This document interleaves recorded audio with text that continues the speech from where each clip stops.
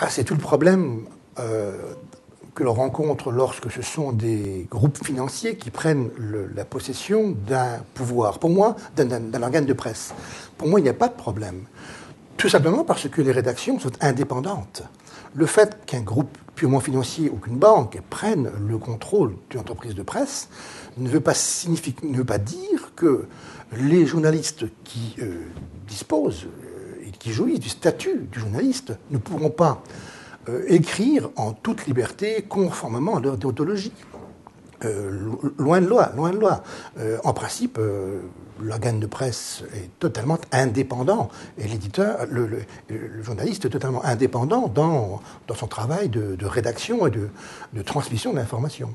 Il y a vraiment une totale indépendance des rédactions, du pouvoir financier. Ce sont deux choses totalement différentes. C'est une entreprise, bien sûr, que l'approche financière est toujours importante, puisqu'un média est une entreprise.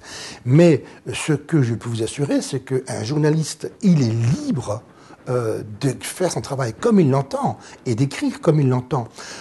S'il ne peut pas le faire, il quittera le journal parce qu'il fera jouer sa clause de conscience.